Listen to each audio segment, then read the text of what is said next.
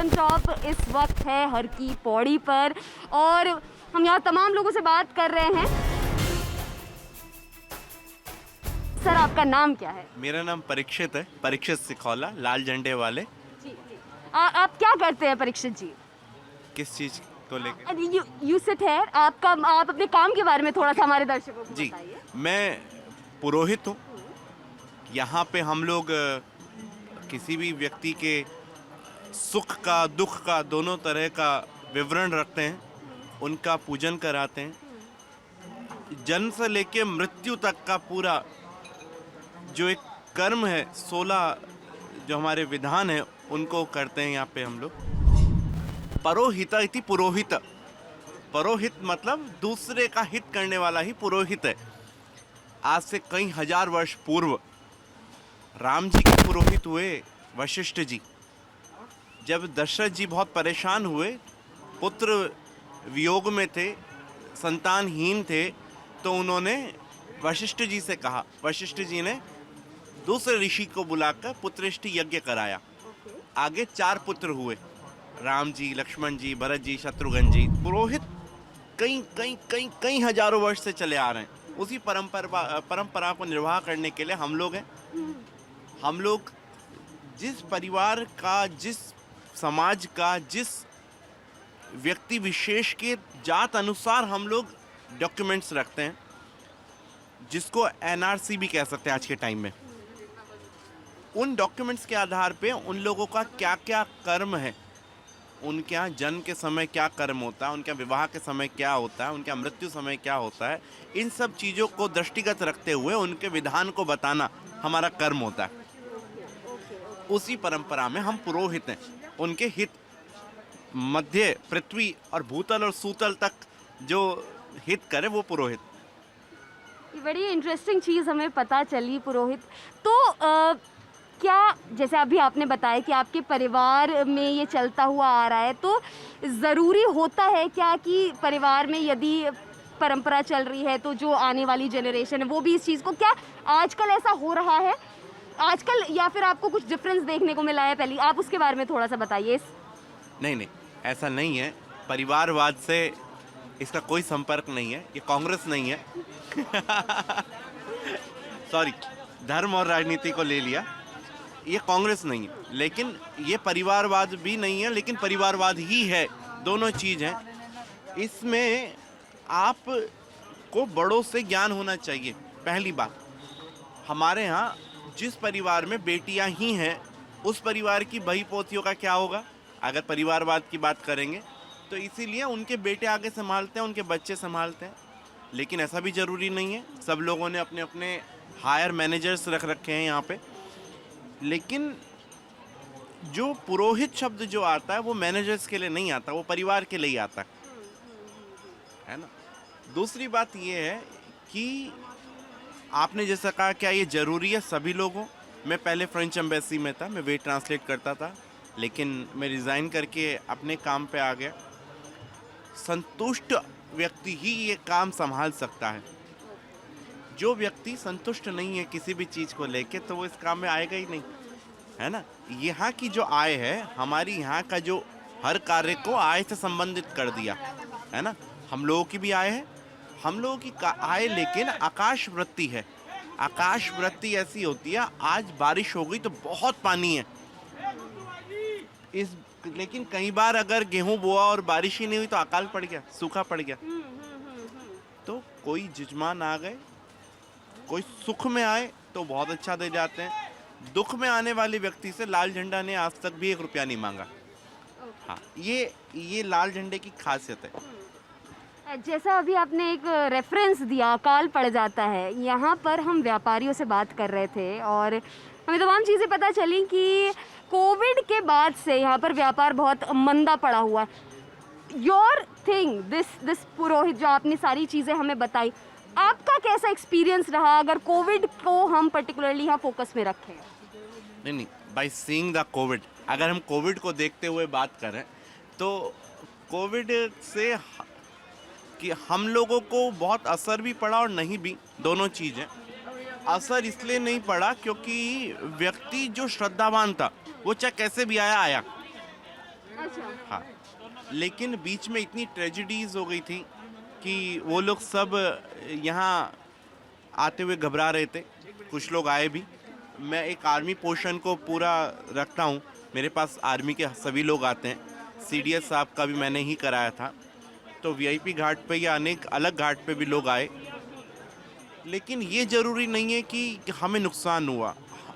आप विश्वास मानिएगा, लोगों ने पेटीएम गूगल पे पहले से रख रखे थे, लेकिन मैंने अपनी पर्सनल बात कर रहा हूँ, मैंने पेटीएम ज़बरदस्ती लोगों के कहने से शुरू कराया था कोविड टाइम में ही, क्योंकि वहाँ से लोग मुझे बार बार फोर्स कर रहे थे कि आपने आज तक हमसे पैसा नहीं मांगा, आप लोग का परिवार कैसे चल रहा होगा, तो हम लोग आपको कुछ भेजना चाहते हैं, हम लोग कुछ देना चाहते हैं। जहाँ लोग कह रहे हैं उन लोगों पे पैसा नहीं था, मैं वहाँ कह रहा हूँ मेरे पे बहुत था, और मैंने आगे भी दिया। उसमें कारण ये है कि आप संतोष रखिए। यहाँ का व्यापारी सही में समय बहुत परेशान है, ये बात बिल्कुल सच है। कुंभ को मद्देनज़र रखते हुए लोग बहुत हर्षोत्साहित थे, लेकिन सरकार ने और यहाँ के मेला अधिकारी इत्यादि सभी ने मिलकर उसको बहुत ख़राब से पेश कर दिया। बहुत नुकसान भी हुआ, पूरे विश्व को, पूरे देश को नुकसान हुआ। हम लोगों के यहाँ के भी कई ब्राह्मण भाई चले गए। लेकिन कोविड हरिद्वार से संबंधित नहीं था। कुंभ में हरिद्वार में कोविड नहीं आया, कुंभ ही नहीं हुआ तो कोविड कैसे आता? लेकिन सुपर हुआ, आयोजन तो उसका हुआ था, और उसे सुपर स्प्रेडर इवेंट, और जिस टाइम कोरोना की सेकेंड वेव चल रही थी, खबरें यही सुनने को मिली, यहाँ पर देखा भी हमने कि ऐसा हो रहा है। क्या कहेंगे? ऐसा था, कई जगह राजनीतिक तत्व अपने बचाव के लिए कार्य कर रहे थे, जिसको आड़ दे दी कुंभ की, है ना। कुंभ का मतलब होता है 1.5 करोड़ आदमी एक दिन स्नान करे, वो कुंभ है। कुंभ का योग है। कुंभ ऐसा नहीं हो सकता कि कुंभ 2021 में नहीं करके 22 में कर लो, 22 में ना करो 25 में कर लो। कुंभ ऐसा नहीं है। कुंभ तो अपने दिन होगा ही होगा। इन लोगों ने जरा जरा से मेलों में पूरी हर की पौड़ी बैन कर दी थी, सील्ड कर दी थी, सिर्फ गिने चुने लोग आए। इतनी टेस्टिंग थी, इतने हाई प्रोफाइल चेकिंग थी, लेकिन उसके बावजूद भी सब ध्वस्त हुआ ना। इन लोगों की अपनी गलती को इन्होंने धर्म की आड़ लेके उस पर डाल दिया, है ना। नाच ना आए आंगन टेढ़ा। यूपी गवर्नमेंट के राज में जब हरिद्वार था, सॉरी अगर इस चीज़ पे किसी की आलोचना नहीं है, यूपी गवर्नमेंट के राज में जब हरिद्वार था तब कुंभ में कभी भी कोई कांड ऐसा नहीं हुआ जिसके कारण दिक्कत हुई हो। उत्तराखंड गवर्नमेंट के हाथ में आने के बाद ये दूसरा कुंभ था। पहले कुंभ के टाइम पे यहाँ पे पुल टूट गया था, दूसरा कुंभ हुआ ही नहीं, आगे राम जी की इच्छा। एक और आपने मैं पहले भी आपसे पूछने वाली थी, धर्म और राजनीति। अभी यहाँ पर एक जो सबसे मुख्य जो मुद्दा चला है वो धर्म संसद का चला है, उस पर आप क्या कहना चाहेंगे? क्योंकि देवभूमि माना जाता है, सांप्रदायिक सौहार्द की बातें की जाती हैं, और उसको कुछ लोग हैं जो मे भी बिगाड़ने की कोशिश कर रहे थे, लेकिन ये मुद्दा बहुत चला, नेशनल पॉलिटिक्स में चला। आप क्या कहना चाहेंगे इस पूरे वाक्य के बारे में? सुंदरकांड में गोस्वामी तुलसीदास जी ने एक चौपाई लिखी, उसमें उन्होंने कहा गुरु वैद्य और जो गुरु वैद्य तीन का वर्णन है, एक मेरे दिमाग से स्लिप हो रहा, जिसमें गुरु वैद्य, हाँ मंत्री गुरु और वैद्य, ये तीन अगर प्रिय बोलते हैं, मीठा बोलते हैं, तो राज धर्म और तन तीन ही कर होई बेगेई नाश, तीनों का नाश होता है, चाहे वो राज हो, चाहे वो धर्म हो, और चाहे वो शरीर हो, है ना। अब आजकल के मंत्री राम राज की आड़ में सारे काले काम कर रहे हैं, है ना। मोदी जी का विधानसभा के चुनाव से कोई लेना देना नहीं, योगी जी का उत्तराखंड से कोई लेना देना नहीं, लेकिन तब भी जो वोट मांगे जा रहे हैं किसके नाम पे? मोदी जी और योगी जी। आपके अपने काम कहाँ हैं? गंगा जी के लिए उमा भारती जी ने 800 करोड़ का प्रोजेक्ट करा, वो 800 करोड़ में से 1 करोड़ भी लगा देती तो आज हरिद्वार की दुर्गति ना होती, ठीक है। लेकिन ये माँ है, ये सबको राह दिखाती है। गंगा नाम इंगला पिंगला नाड़ी अस्ति, इंगला पिंगला नाड़ी नाम नाय गंगा अस्ति, शरीर में पाए जाने वाली इंगला पिंगला जो नाड़ियां हैं ये भी गंगा है ना। गंगा जो है जाह्नवी है, भगीरथी है। गंगा इर्द गिर्द ऐसे टेढ़ा मेढ़ा जिग जैग तरीके से चलने वाली जो नदी है उसका नाम गंगा है। गंगा में कई तरह के खनिज हैं, गंगा में कई तरह के पोषक तत्व हैं, गंगा में इतनी शक्ति है कि वो कैल्शियम को भी डिसॉल्व कर दे, है ना। इसीलिए हम लोग गंगा को माँ कहते हैं। राजा भगीरथ जब गंगा को लेके आए, भागीरथी को लेके आए, तो भगवान शिव से प्रार्थना करी कि आप गंगा को छोड़ो। उन्होंने कहा पूरी गंगा छोड़ दी तो पृथ्वी नष्ट। जितनी बड़ी एक गैलेक्सी है ये, इससे कई बड़ी बड़ी कई गैलेक्सियां हैं। हमारे यहाँ 12 सूर्य हैं, 12 आदित्य, है ना। सहस्त्र योजन पर भानु, लिल्यो ताही मधुर फल जानू, लिल्यो खाई मधुर फल जानू। तो हमारे यहाँ तो गणना कई साल पहले हो गई थी कि कितने योजन पे सूर्य हैं। लेकिन आपका जो प्रश्न है राजनीति और धर्म, राजनीति चलाने के लिए धार्मिक गुरु होना जरूरी है। किसी का भी धर्म का होना जरूरी है। अकबर ने भी हिंदू धर्मों वाले सन्यासियों को, पंडितों को अपने साथ रखा अपना राज्य चलाने के लिए। हर राज्य एक राजा का एक अपना कुल पुरोहित, कुल पंडित, कुल गुरु होता था, है ना, जो उनको दिशाएं देता था। आज के टाइम में दिशाहीन तत्वों की तरह नहीं कि मंत्रियों से अपना टैक्स बचाने के लिए मंत्रियों की चापलूसी कर रहे सन्यासी। नहीं नहीं, गेरवे कपड़ों की आड़ में सन्यास्त नहीं, साधु हैं, साधु नहीं, है ना। साधु हैं, साधु नहीं। ये जिस तरह से पूरा धर्म संसद के बारे में, धर्म और राजनीति के बारे में बेसिकली बताया है, एक और सवाल आपसे पूछना चाहूँगी। जो आपने संतोष वाली बात कही थी, आप फ्रेंच एम्बेसी में काम करते थे और हम जब पहले बात कर रहे थे तो आपने बताया था कि आपको तमाम लैंग्वेजेस आती हैं। तो बहुत लोग ऐसे होते हैं, बहुत काम करने वाले लोग होते हैं जो शायद वो अपनी कॉलिंग नहीं पहचान पाते किसी तरह।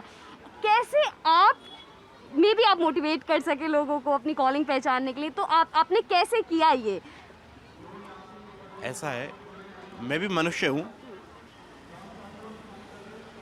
5 इंद्रियां मेरे पास भी हैं, तत्व प्रधान है, लेकिन बड़ों की आज्ञा का पालन करना हमारा कर्तव्य है ना।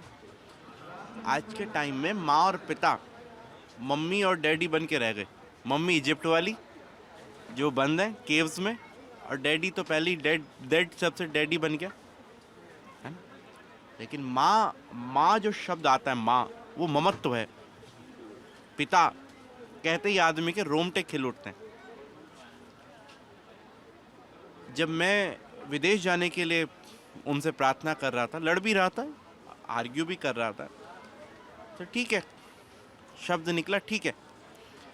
तो मेरे जो गुरु, कुल गुरु जैसे मैंने कहा ना, ऐसे हमारे भी गुरु हैं, मैं उनके पास गया, उनसे प्रार्थना करी, तो उन्होंने मुझे कहा कितने रुपए मिलेंगे? जी इतने। अच्छा, कितने सालों के लिए जा रहे हो? जी 10 साल के लिए। वापस कब आओगे? जी 5 साल में एक बार। अगर इन 5 साल में दादी को या माँ को कुछ हो गया, तुम शक्ल भी ना देख पाए, तो क्या करोगे? बस उनकी इतनी वर्डिंग थी जो मुझे एकदम टच कर गई।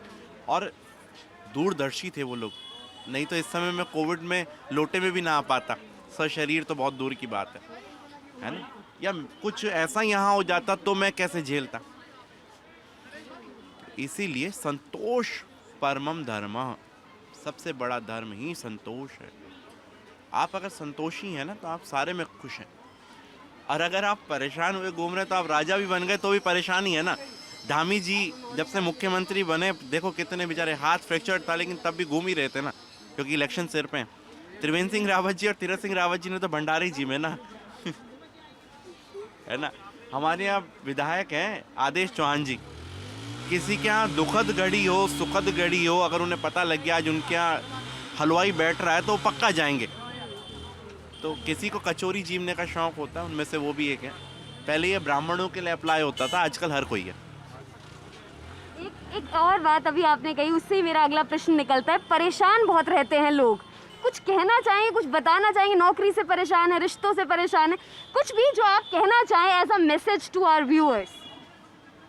देखिए, हर एक में नारायण है, हर एक में नारायण है। मैंने बहुत सुंदर बगीचा लगाया, उसमें बहुत सुंदर फूल खिले, उसमें गौ हत्या हो गई। और गौ हत्या किसने करी? ये इंद्र, हाथ को हम लोग इंद्र कहते हैं, बाहु राजन्य इंद्र हैं ये। गौ हत्या किसने करी? कि इंद्र ने करी। तो इसका दोष, इसका मतलब किसको लगा? इंद्र को लगा। लेकिन बगीचा किसने लगाया था? मैंने। यहाँ पे एक शब्द निकल के आता है, जब मैं एक बगीचा लगा रहा हूं तो गौ की हत्या भी मैंने ही करी, इसका मतलब इंद्र ने नहीं। जब मैं शब्द हट जाएगा तो आप परेशान होना बंद हो जाएंगे। मैं परीक्षित हूं, मेरा नाम परीक्षित है, ऐसा कहते हैं हम लोग। ये शरीर परीक्षित है ऐसा कोई कहेगा? कोई नहीं कहेगा, है ना? बहुत बहुत शुक्रिया परीक्षित जी, आपने तमाम चीज़ों पर हमसे बात की। हम ऐसे ही कहानियाँ, उत्तराखंड से तमाम कहानियाँ आप तक लगातार पहुँचाते रहेंगे। हमारी इस उत्तराखंड इलेक्शन कवरेज के दौरान जुड़े रहिए दी लल्लन टॉप के साथ। बहुत बहुत शुक्रिया।